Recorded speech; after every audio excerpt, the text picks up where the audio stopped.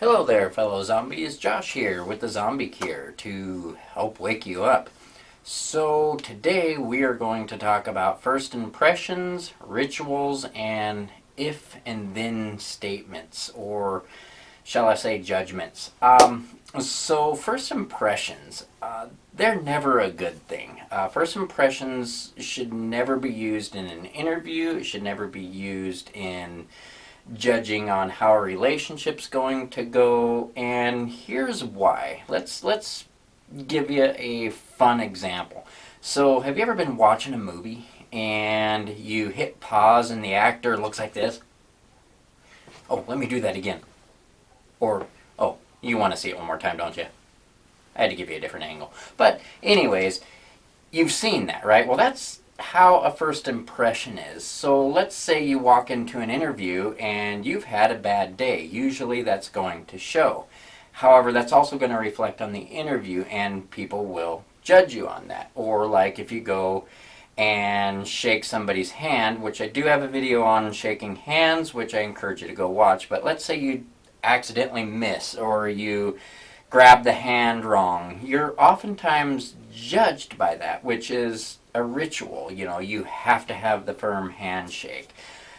If you don't have the firm handshake, then you're not confident, which, as you'll see by my shaking hands video, that is actually not true. That's a ritual. It's a first impression. It's a judgment based off a ritual. So instead of looking at rituals like in a first date, you have to be confident. Otherwise, well, you're not confident. That makes you no good, which is also not true, especially if you're an introvert.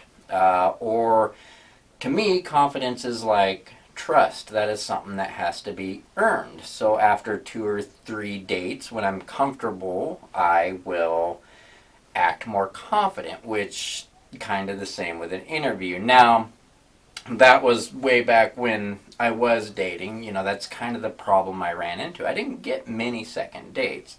With interviews, it's the same way. Let's take, for example, let's go back to the shaking hands thing. I go in there to the interview and I go in to shake the person's hand, and instead of shaking the hand, I do the hokey pokey. Do you think I'm going to get that job? Probably not, because you were judged based off that ritual rather than 2 or 3 interviews later. You may show better patterns. So that I think when it comes to job interviews, dating, and many other things, you should give people second and third chances, just in case they may have had a bad day, because 2 or 3 chances actually will demonstrate patterns rather than whether you performed a ritual, whether you opened that car door or not. Does that make you a bad person? No. So let's say, going back to the shaking hand thing again, let's say I go into the second interview and again I do the hokey pokey. Well, I'm probably not going to get that job either. In fact, I'll probably go on 20 interviews and still not get the job. But then I go in and 21st interview, I do the hokey pokey instead of shaking the hand. Well, all of a sudden the person's like, huh, you know, I like that. That's thinking outside of the box. That's different.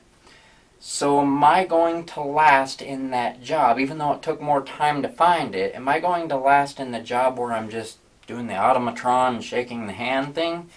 Or am I going to be more happy in the job where somebody did accept me for who I am and my quirkiness?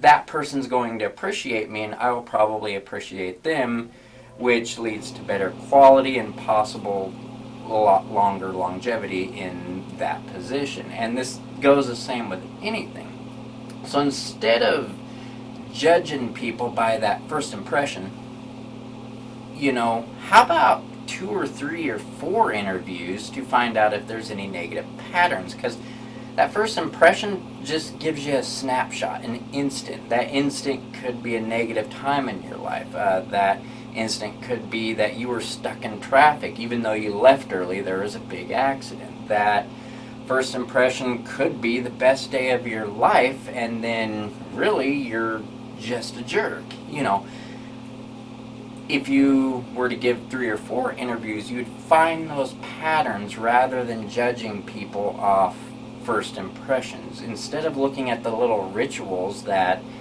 these magazines or whatever is telling you that you have to perform, how about just being yourself and giving a longer look at people rather than judging them by if they don't do this, then? How about if they don't do this several times, then?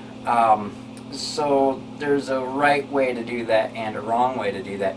Now this is something I'm going to talk about in later videos at more length, but I just kind of wanted to give you a hint of it, kind of give you that thought process to go, It's kind of what the zombie cure is. It's educating you to think outside of the box, think better, aiming for more quality rather than quantity, or getting better answers out of life rather than what everybody is telling you those answers are.